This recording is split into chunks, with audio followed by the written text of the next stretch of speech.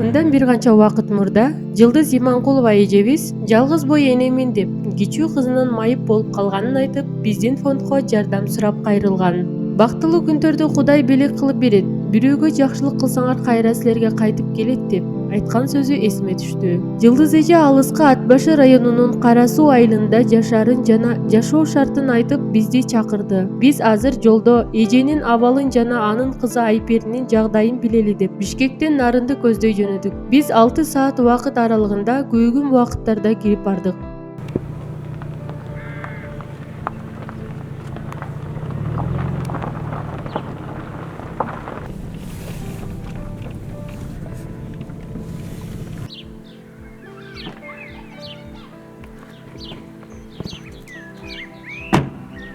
Ар кимдин алына жараша тагдыры, күчүнө жараша сыноосу берилет дегендей. Ассаламу алейкум кыргыз эли. Биз азыр алыскы Нарын облусуна караштуу Ат башы районунун Кара Суу айылына келдик. Айпери Абдыгазы кызы деген кызыбыз мүмкүнчүлүгү чектелгенин айтып, биздин фондко жардам сурап кайрылган. Азыр биз Азамат Байматов жетектеген чыгармачылык топ биз азыр ушул каарманыбыздын үйүнө келген. Учурубуз кызматыңыздарда Чолпон Шонкоева тагдыр сыноосу программасы.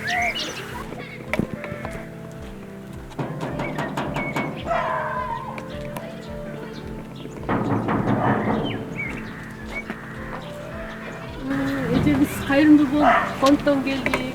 Кандайсыз, саламатсызбы? Келгиле.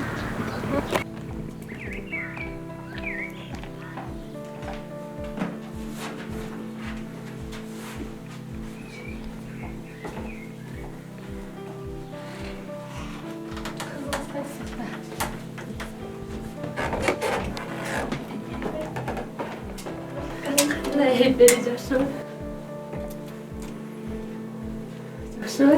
Кандай? Келдик биз. Кандай акыбалдарың жакшыбы? Биз ошол сени сыйланткан кайрымдуу фонддон келдик. Сенин акыбалыңды сурайлы, билели деп келдик. Кандай муктаждыгың бар экенин, эмнеге муктажсың жана сенин кандай ойлоруң бар, келечек максаттарың кандай, мына ушулар тууралуу сурайын деп келдик. Мен Иманкулова Жылдыз, 56 жаштамын, Кара Суу айылынын тургунумун. Ушул жерге эле турмушка чыккам өзүмдүн классташым мындан 10 жыл мурун өзүбүздүн жолдошум каза болуп калган инсульт оорусунан. Ошол Айпери 2002 жылы төрөлгөн. Айпери төрөлгөндөн 3 айдан кийин жолдошум инсульт оорусуна ооруп, ошол менен мен 10 жыл 2 оору менен алып буруштум. Ал 2010 жылы каза болуп калгандан кийин Айпери менен гана алып буруштум. Ошо Айпери менен түйшүгүн тарта баштадым. Айпери башка балдардан айырмаланып деле төрөлгөн эмес. Төрөлгөндө жакшы эле биз менен жакшы эле төрөлгөн. Бул акырындык менен билине турган оору экен. 2002 жылы төрөлгөндө, бул 2004 жылга чейин эч кандай деле оорусу жөнүндө билген эмеспиз. Качан гана грипп болуп, ошондон кийин бул башкача боло баштаганда бизге бул диагнозу деген слабость нижней конечности деген гана диагноз деп биринчи ошондой дарылай баштаган. Качан гана Айпери 4 жаш, 5 жашка чыкканда акырындык менен Айпериде өзгөрүүлөр пайда боло баштаган. Бунда деген акырындык менен сөөктөр кыйшая баштайт экен, отурганда омурткалары кыйшая баштаган. Ошондо гана буга спинальная амиотрофия Бердичного Гофмана деген диагнозду койгон. Бул диагноз деген баары бир акырындык менен оңоло турбай, кайра тескерисинче күчөй турган оорулардан болот деп түшүндүрүшкөн. Себеби деген бул азыр түз болуп отуруп акырындык менен бүктөлүп калганга чейин барат. Буга эч кандай үмүттүн деле кереги жок деген ой менен айтышканда, биз баары деле үмүттөнүп Айпери үчүн 6 айда бирден леченияларын алып турабыз, витаминдерди гана саят. Мен Айпериден башка 4 балам бар, бир эркек, 3 кыз. Үчөө тең өз турмуш жолун куруп кетишкен. Үйдө азыр Айпери, мен, неберем үчөөбүз жашайбыз. Айпери көбүнчөсүн үйдө ошол неберем менен калат.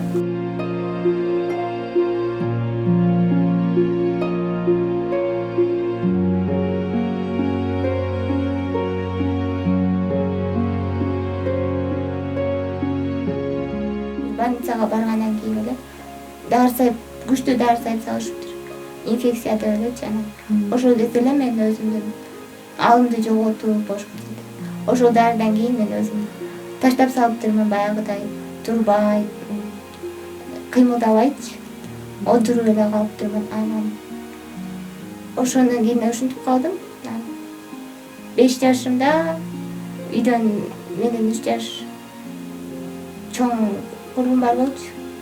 Анан ошол мени мектепке окуу деп окуганды үйрөтөм.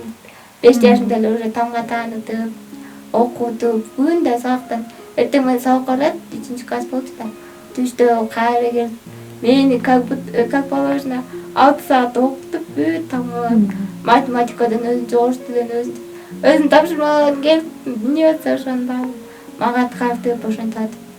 Мен уже 6 жашымда эле уже 2 класс болуп окуй баштадым.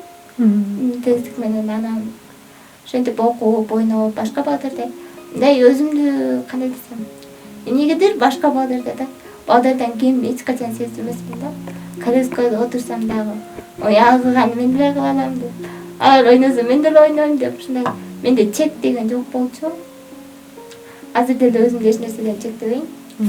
Анан 7 жашыма келгенде, жок 8 жашка келгенде апам мени мектепке алып барды. Ошондо ушунчалык уялып 2 класска кантип бармак элем, балдардын баары мени шылдыңдайт да деп. Аябай мындай уялып баргым келбей атып анан бардым. Анткени мен көчөгө чыкканда баары эле карай беришчү да, чоочун жакка барсам депчи. Сен эмнеге мындайсың анан? Чоң эле коляскада отурабы депчи. Мен өзүм мектепте иштейм. 33-жылкы стаж менен иштеп атам. Ошол 17 жылдан бери айперин да карап, мектепке да барып, мен өзүмдө өзүм дем күч берип турам.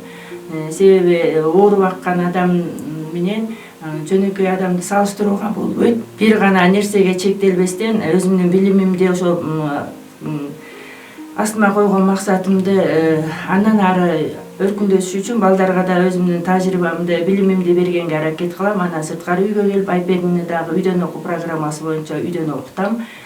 Айпери башка балдардан айырмаланып, өзүнүн кругозорунун тереңдиги, зээндүүлүгү менен мени ого бетерден шыктандырып турат. Айпери үйдө экөөбүз бири-бирибизге акыл назараттарыбызды айтышып, ал мага сындарынан бери айтып, кеңешчим дагы, сырдашым дагы Айпери. Экөөбүз эч убакта ошо бири-бирибиздин көңүлүбүздү оорутпаганга аракет кылабыз. Кабак кашыбызды карап туруп мамиле жасайбыз. Мен ойлогондон дагы окуучулар, классташтарым мени башкача кабыл алышты. Жылуу ушунчалык. Анан кийин мен уже күндө бара баштадым. Же болбосо күн алыстан барып, алар менен тапшырма аткарып, сабак аткарып. Ал сабактарды мен билгендиктен мындай оңой эле аткарып ушинтчүмүн да. Анан кийин уже элдердин көз карашы мен үчүн маанилүү эмес болуп калды. Эмнеге карай бербей деп. Уже мектепке көп баргандыктан дагы элдер мени баягыдай карабай, балдар дагы мындай көнүмүш адатка салып эле, келдиңби деп мындай башкалар менен тең эле карап калышты. Ошо анан кийин 9 класска чейин барып келип окудум. Азыр үйдөн окуу программасы келгендиктен үйдөн окуп жатам. Бизде эми мамлекет тарабынан инвалидность деп пенсия чектелген, ошондон башка эч кандай дары-дармек боюнча деле мындай эч кандай жардам берилген эмес да. Анан быйыл гана Кызылай коомунан коляска алдык.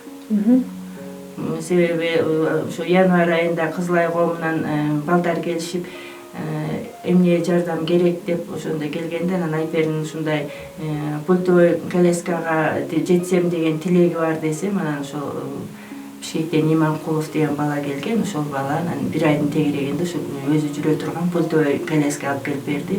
Байыш деген бала ошо китеп боюнча бир конкурс өткөрсөм деп, анан ошондо 14 февралда жана китеп белек берүү күнүндө Айпериге китеп берип, ошол китепти 18 мартта конкурс болот, ошого катыш деп чакырып кеткен. Анан ошол чакырык менен биз Ак Муз айылына бардык дагы. Айпери ошол жерде өзүнүн балдардан өзгөчөлүгүн көрсөтүп, 20 мүнөттүн ичинде 40 суроого жооп берип, эң жогорку баллды алып 3000 сом сыйлык алды, биринчи орунду алды. Бул дагы ошо Айпери үчүн, мен үчүн чоң жетишкендик, сыймык болот деп ойлойм. Жакында эле мен өзүмдү көрсөтө алдым деп эсептейм. Анткени биринчи жолу элдин алдына чыгып семинар өттүм. Болгондо да мугалимдерге, Кыргызстан мугалимдери районодон келип чоң семинар болду, жогорку деңгээлде. Ошого мен анан бир өлкөнүн өнөгө сырлары деген китепте ошол мугалимдер жөнүндө окугам, ошону айтып бердим. Эң оор тийген сөз бул кичинекей кезимде сен деген чоң эле кыз коляскада отурат деп артыман кубулап ушинтип үйгө чейин узатып келген балдар болду. Шылыңдап, сен турбайсың, баспайсыңбы депчи. Ошондой болду. Эң оор өкүнгөн, эң оор кырдаалым бул.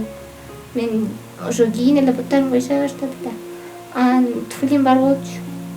Ошо туфлим батпай калганда аябай ыйлагам.